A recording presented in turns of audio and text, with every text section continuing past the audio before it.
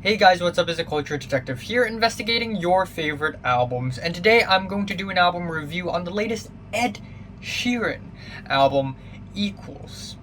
Ed Sheeran, dude, man, singer, songwriter, he is back with a new album. And if you have been paying enough attention in my YouTube channel, you know that I'm not a huge fan of mainstream pop music. So I think we all know that I dislike this album quite a bit. So if you're a hardcore Ed Sheeran fan, I'm sorry, because I'm about to tear this album apart. So I've never been a fan of Ed Sheeran's music. Right off the bat, when his career began, I already thought that his music is kind of generic and bland and boring. He makes very watered down, dumb, shallow ballads for 14-year-old girls to cry to at night because she just broke up with her boyfriend or something. I reviewed the album Divide, which I thought was pretty bad. I think a lot of the songs are really generic and cliche. A lot of the lyrics are also really shallow, nothing all that great, kind of bad, kind of mediocre, and things turned for an even worse when Ed Sheeran released the number 6 Collaborations project, which, as the title has suggested, has a lot of collaborations, but very few of them actually sound good. There are a lot of terrible ideas on that album. And Ed Sheeran has finally returned in the mathematical path with Equals. He actually never released Minus, so he has a plus, he has Times, and then Divide, but he kind of skipped Minus. I guess it's because it's a little too negative. Anyways, we have Equals, and honest to God, I actually thought this album would be good. When I listened to the first track, I was like, ooh, Ed Sheeran may be onto something here. The album opener is called Tides, and it is this really hopeful pop rock song with some really mature songwriting. And I can tell because the song literally starts off with Ed Sheeran singing, "I'm a father now." And the rest of the song sees him singing about how he's a father now, he's a husband now, and how he's ready to get on with life and move on and continue living and looking forward to the future. It is very hopeful, it is very upbeat, it has a driving drum beat, soaring guitars, and I think this is legitimately one of the best Ed Sheeran songs I've heard in a very, very long time. But the opening track is deceiving because the rest of the album is just Ed Sheeran. It's just Ed Sheeran being Ed Sheeran. The next track is Shivers, where we have another dumb generic dance pop song. That kind of sounds like The Shape of You. And oh my god, I don't need a Shape of You 2.0. I don't need a Shape of You 2.0. Shape of You drives me crazy, okay? Every time I hear the song The Shape of You, I just want to commit unalive, okay? Like, this is just bad.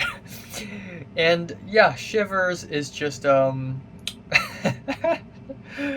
the lyrics, kiss your eyes, drink your smile, and the instrumentals with the plucky keyboards and the hand claps, the whole thing is just super generic and cliche as hell.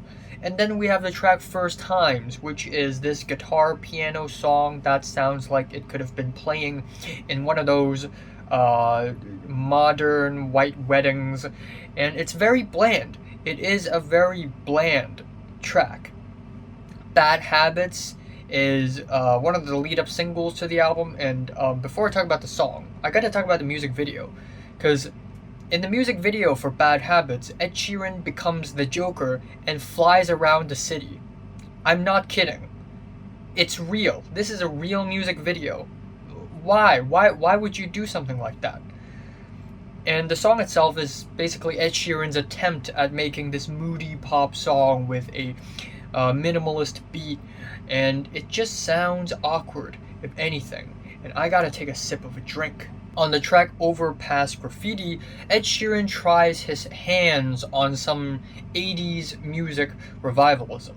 If you know Ed Sheeran and if you listen to mainstream pop music, you know that artists love hopping on trends. 2 years ago, we have the Latin wave trend where everybody's trying to hop on this bum bum bum bum bum bum bum bum bum Latin wave. And of course, ever since Dua Lipa and The Weeknd, now everybody's hopping on this 80s revivalism wave, which is at this point kind of burnt out already. And yeah, it just sounds like an 80s nostalgic song with some really sloppy and watered down songwriting. And the synths, the drums, it's all very boring and generic.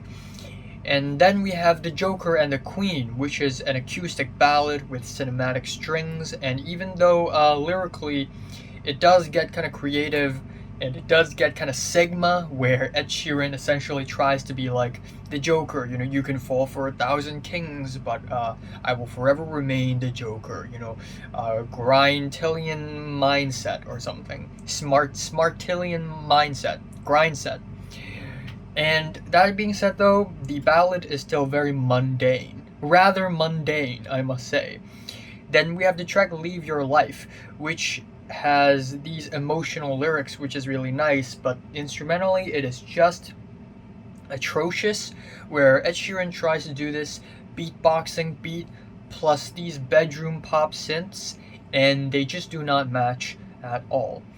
And the instrumentals continue to be really weird on the next track, Collide, with the beat that sounds like it is made by banging on a door or a desk. It kind of sounds like that Ninja Tuna song, except that Ninja Tuna song is actually a banger, but this one is not. And lyrically, Ed Sheeran talks about his experience with his wife, going here, going there, and I just don't understand why would an instrumental like this fit this lyrical topic at all. Then we have the track Two Step, where Ed Sheeran continues on a very weird streak of weird instrumentals, where on this track we have these super fast instrumentals, these super fast guitars with a trap beat on top, and Ed Sheeran raps on this track. He's rapping again. No, don't do it. No, Ed Sheeran, why? This track is bad. I actually laughed out loud when I listened to this track. Stop the Rain is where Ed Sheeran tries to sound kind of like Michael Jackson with this 80s sort of beat heavy pop, and the whole track is again sloppy, watered down, not really all that great. Love in Slow Motion is an acoustic echoey guitar track that is forgettable, if anything. And then we have the track Visiting Hours, which instrumentally it's not much, but lyrically I think this is one of the most well-written Ed Sheeran songs to date, because this is a song about how Ed Sheeran is wondering if there are visiting hours in heaven, which is a very beautiful and gorgeous concept. Instrumentally, Ed Sheeran goes a little country on this track, which is nice, and overall, instrumentally, it is not harmful or anything.